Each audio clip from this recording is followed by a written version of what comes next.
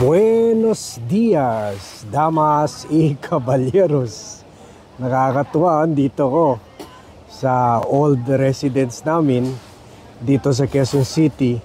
Sa likod ko si Kiko. Si Kiko at si former VP Leni Robredo. It happens na dito sa neighborhood namin sa Quezon City, yung may-ari dito sa compound na ito ay supporter nila Leni Robredo at ni Kiko. Pero ang gusto ko talaga ipakita sa inyo ay hindi ito.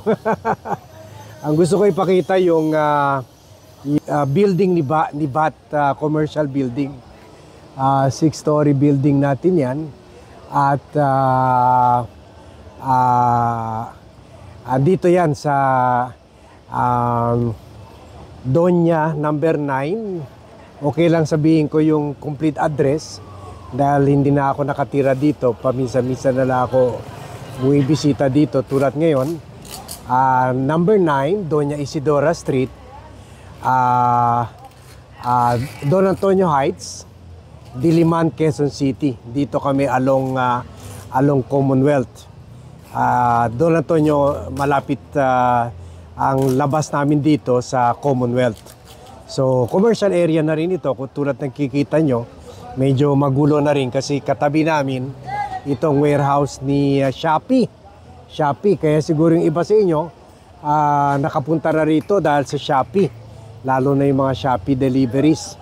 So, pero ang gusto ko talaga gawin dito ngayon bago tayo ituloy sa vlog natin, sa topic natin about kay Senator Joel Villanueva, gusto ko lang ipakita yung isa pang negosyo na kasi alam nyo naman, kahit hindi ko ito negosyo, pero ugali ni Bat na i-promote yung mga negosyo na mga negosyante nagre-renta ng espasyo. Diba? Ginagawa natin yan sa building natin sa Zamboanga. So gagawin rin natin dito. At ito ay yung Gray Monday na virtual office. Alam nyo ba kung ano ang virtual office? Ito yung opisina na pwede nyo irenta yung espasyo. Pwede nyo irenta yung conference room. Pwede nyo irenta yung mga desk nila para kung maingay sa kwanyo, kung maingay sa bahay nyo, kung gusto nyo mag Zoom conference o gumawa ng presentation o mag-attend ng meeting, naka-aircon kayo, meron pa kayo free coffee. So yan isa sa mga nagre-renta dito sa Dean and Kings building. Na sa taas naman nandiyan dalawang telco sa roof deck ng 5th floor at saka ng 6th floor. Andiyan dalawang telco kaya maraming kwan. So maraming mga antena dyan. So pasok na tayo.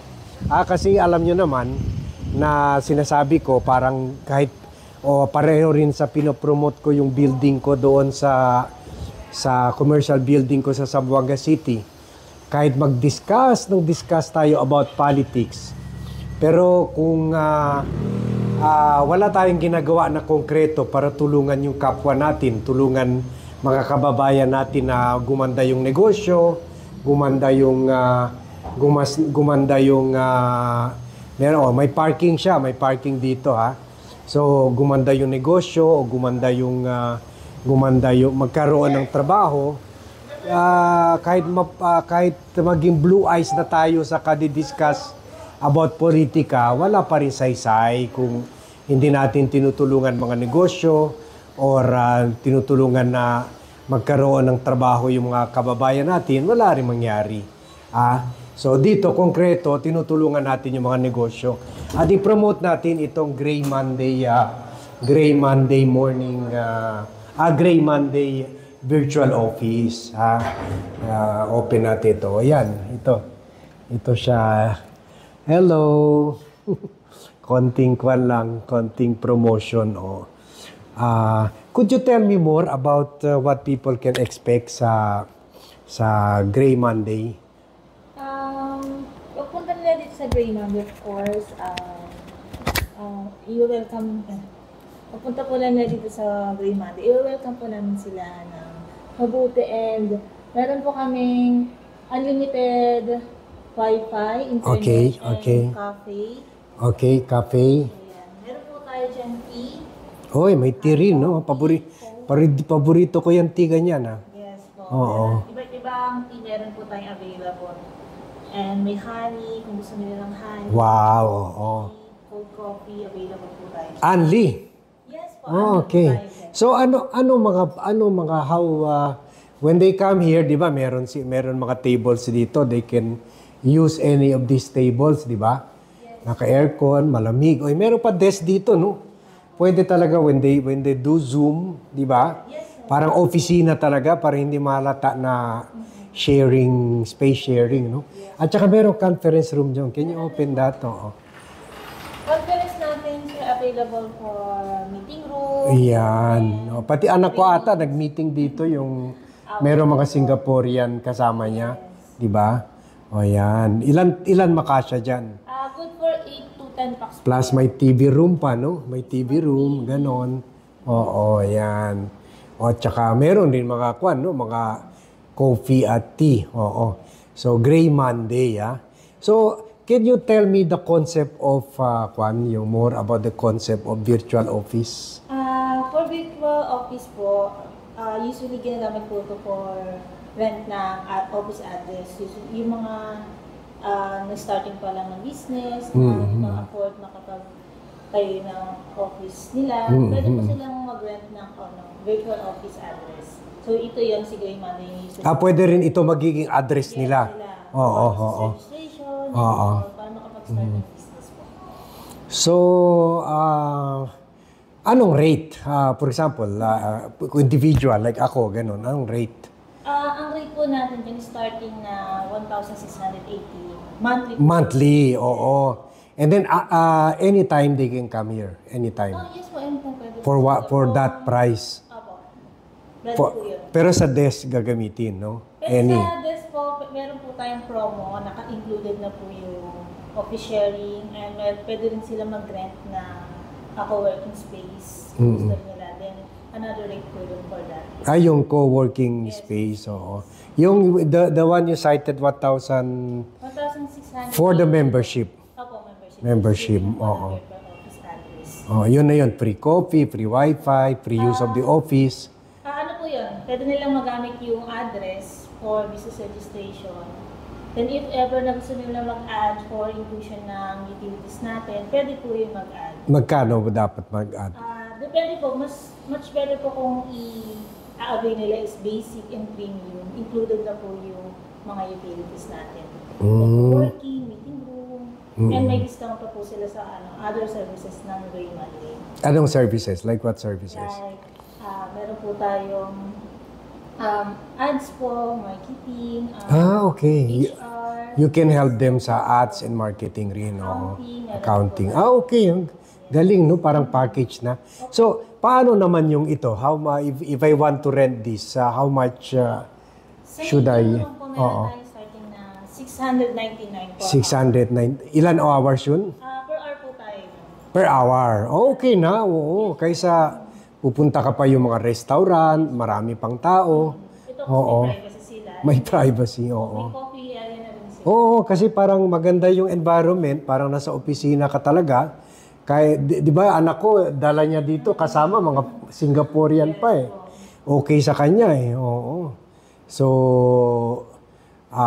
very, parang nasa Makati ka, di ba? Very corporate look talaga, no? Kesa po sa restaurant sila. So, mga ilang tao kasya dito, if ever kung... Dito sa co-working space, hanggang 25 na lahat na maupo, oo. Anong oras siya usually maraming tao? Operating po tayo ng 8 a.m. to 5 p.m. 8 a.m. to 5 p.m. Oo. Yan. Okay, so nakita nyo na guys, ha? Can you tell us yung how they can reach here sa saan tayo sa Quezon City? Dito po tayo sa Don Antonio, Quezon City. Doña Isidora Street. So makikita niyo po dyan yung Jollibee Don Antonio and Tikmi Dine. pwede niyo po i-pin yun para mas maka-reach kayo dito sa office. Yan. At malapit sa atin yung landmark, yung likod ito ng Pure Gold at saka malapit sa So, Magdo. establishment na malapit po dito. At saka nandito na si Shopee ngayon. No? Dito na rin si Shopee SPS. sa kalik ko. So, yan ha. This is the only, di ba, dito sa Quezon City. Dito po around Don Antonio. Around Don Antonio area na malapit sa Commonwealth. Kahit yung mga nagtatrabaho sa Kongreso, pwede rin dito, di ba? Oo. Oo. Kung dapat i-promote nyo doon sa Congress kasi marami rin doon. Maraming pera doon. Sige. Sige, thank you very much. Good luck, good luck. Yan. Yan. So, nakita nyo po na how many years na ito? How many years na? Almost 3 years na. Almost 3 years. So, tingnan nyo. So, ito na talaga ang uso ngayon, mga virtual offices. Okay? Thank you. Thank you. Okay. O, yan ha. Nakita nyo na. Oh, sorry sa iba na nauna ko muna itong topic na ito. Kasi tulad ka sinasabi ko sa inyo, hindi lang kami, sa tingin namin, yung kami mga commercial investors, hindi lang responsibility namin. Dito may isang office rin na nagrenta noon pero medyo nalipat na sila ng lokasyon kaya available for rent pa yan, second floor. Ganon rin kalaki, pareho sa baba. So, akyat na tayo. Pasensya na Han, inuna ko muna yun kasi I just want to help businesses na nagre-renta sa building namin dito man o sa Zamboanga. I just want them to earn, ha? I just want to help businesses grow, magkakaroon ng employment, magkakaroon ng income. Tulad dito, alam nyo dito maraming one of Quezon City's biggest barangay ito, Barangay Holy Spirit. So, ito ang floor na namin pati sa taas. 3 floors naman sa amin pa. At 2 floors sa baba. Sa what do you call this? Sa direrentahan. Okay? Yan ha? Okay. Dito na tayo sa lugar natin kung saan nagbablog tayo paminsan-minsan. So yan, let's go to the topic na. Pasensya na ha, kasi from time to time, tulad yung ginagawa ko sa negosyo ko sa Zamboanga, pinopromote ko yung mga commercial outlets na nagre-renta sa amin ng commercial space. Kasi by helping businesses grow, tulad yung Gray Monday, 3 years na sila dito. So they're successful here and we're happy for them. We're happy for that. The more businesses na meron nakikreate at lumalago, people will be happy. People will have jobs. People will have employment. And it will lead to the betterment of the lives ng mga workers, ng mga labor, ng mga staff, ng mga personnel, at pati na yung may-ari ng negosyo. So in short, everybody happy. Makakabayad sila ng tax nila, makakatulong sila sa paglago ng ekonomiya natin, and individual lives of people will improve. Kaya yun parati ko sinasabi sa inyo, kahit mag-discuss tayo hanggang about politics dito, araw-araw, gabi-gabi, walang tigil. Pero if we don't do anything concrete to help yung mga kababayan natin, kahit my black eyes will turn blue, sa akin wala pa rin saysay. If we don't do concrete ways, if we don't take concrete action talaga to help people. Tulad doon sa Zamboanga, mga 30 tao na employ directly and indirectly. So that's 30 families having food on the table, being able to send their children to school. So ganyan ang tulong na gusto bigyan ni vlog, ni VAD. Hindi puro kyaw-kyaw, nyaw-nyaw, kyaw-kyaw, nyaw-nyaw. Tapos tatanungin pa yung iba, ano bang ambag mo sa Pilipinas? Itong ambag ko. Puwera may kwan ako, may foundation ako, meron ako mga negosyo na tumutulong lumago yung mga small businesses, starting businesses, start-up businesses, lalo na yung gusto gumamit ng virtual office sa baba. And tumutulong rin tayo. Tingnan nyo, 4 ang empleyado nila doon hanggang gabi yun. So, that's also helping the economy. At saka yung mga kwan dito, mga bahay, malaki population nitong barangay. One of the biggest barangays ito all over the country. Either number 1 or number 2 sa dami ng tao, Barangay Holy Spirit. So, yung mga dito na rin sa barangay, libo-libo dito, million na ata, 1 million na ata ang kwan dito, residente. So, dito sila pupunta. Parang kung sa bahay nila walang aircon, medyo rugged, at hindi nahiya sila gawin office address yung bahay nila, dito nila ginagawang office address. So, okay. Punta na tayo sa topic natin na nabitin tayo kanina kasi nawala tayo ng signal. Pero ngayon, tapusin na natin. Alam nyo ba si Joel Villanueva, parang tinakot rin niya yung mga kapwa-senador niya. Sabi niya, bakit ba si Joel Villanueva na lang parati ang target? Kung ganyan, ilalabas ko rin yung mga video at pictures ng mga kapwa ko senator na may mga picture rin sa mga district engineer at saka sa mga kontratista. So sa akin, bakit threat lang, Mr. Senator? Hindi ba responsibility nyo na ilabas yan para malaman namin, Mr. Senator? Wag nyo lang puro takuti lang. Tinatakot yung mga tao na kasuhan nyo.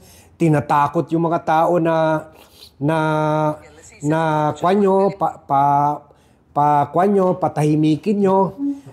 Pero mas maganda, Senator kayo, why pick on the small people? Why pick on small vlogger? You pick on your colleagues. At gawin nyo itong pinaplano nyo. No? Sabi nyo, bakit ako lang ang pinapansin? Bakit video ko lang ang pinapakalat? Ikalat ko kaya video ng mga ibang senator? Gawin nyo. You will be doing a great service to the country. So panoorin natin. Ito pa rin yung naputol na kwan natin, pero ngayon kukunin natin ito sa billionario.com news.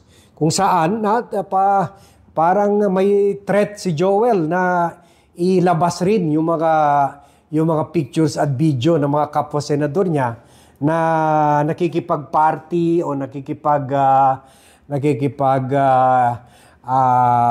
meeting sa mga kontratista, mga public works officials. So, panoorin natin to.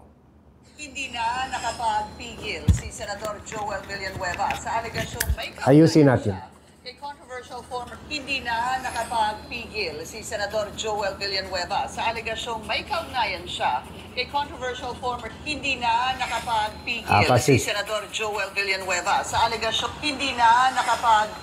si Senador Joel Villanueva sa alegasyong may kaugnayan siya kay controversial former District Engineer Henry Alcantara. Ang mga nagpapakalat ng anyay fake news, kakasuhan na raw niya. Ang detalye sa agenda report ni Dexter Ganibe ng Abante. Bakit ako? Bakit ganun? Bakit sa akin tinuduro? Hindi ba napakaklaro dahil tatamaan na sila ngayon? Umalma si Senador Joel Villanueva sa umano'y pag-single out sa kanya at pilit na pag-uugnay sa kanya sa pinaka-kontrobersyal na opisyal ng DPWH ngayon na si Engineer Henry Alcantara, na dating District Engineer ng Bulacan. At iniuugnay sa kanya ang issue ng mga maanumalyang flood control project sa lalawigan. Kasunod ito ng mga kumalat sa social media na larawan at video na kasama niya si Engineer Alcantara, na nitong Martes lang ay inamin sa pagdinig ng Kamara na pumirma siya sa isang proyekto na kalaunan ay napatunayang ghost flood control project sa Bulacan. At umamin sa Senado na siya ay nagkakasino. Thank you. Sir, wala kayong transaction with Never. Wala kayong transaction. Ang transaction is, what is transaction? And again, this is, unfortunately, no, this will again be used by fake news peddlers, no? Ano ba yung transaction? District engineer siya. Lahat ng senador, lahat ng sekretary na pumunta sa presidente ng Pilipinas nandun nakakasama siya. So, yun ba is an evidence na sangkot? Bakit si Joel lang yung tinuturo? Bibigyan ko kayong lahat ng picture nilang lahat. Bibigyan ko kayong lahat ng video nilang lahat. Ang tanging nag-uugnay O yun, sabi niya, narinig nyo na. Bibigyan ko ng video sa inyo. Video nila na nakikipag-ugnayan. Siguro kasama na dito sa controversial district engineer na si Alcantara. So, di ba, sabi niya, bibigyan ko kayo ng pictures, bibigyan ko kayo ng video. Bigyan nyo na, gawin nyo na, bigyan nyo ako. Ha? Senator Joel, ipapakalat ko yan, ibablog ko yan. Para hindi nyo sabihin, sinisingle out kayo. Tumulong naman kayo sa bayan, it's your responsibility. Ipakita mo rin kung sino ba mga senador at pati kongresista na galing ka naman sa kongreso. Ipakita mo sino ba sa kanila na close rin kay Alcantara o close rin sa mga kontraktor. Gawin mo na, Mr. Senator. Wag mo kasuhan yung mga small time na mga vlogger tulad namin, mga ordinaryong tao nagpapakalat ng video mo. Ikalat mo yung video ng kapwa senador mo. Kapwa senador mo. Yan ang gusto namin gawin mo. Gawin mo na yan. Now na.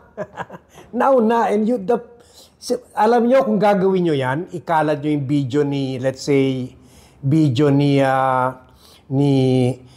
Senator o ni Senate President Chis Escudero, video ni Bongo, video ni Bato de la Rosa, video ni Aimee na nakikipag-party kay Diskaya. Alam nyo, mapunta ang atensyon sa kanila.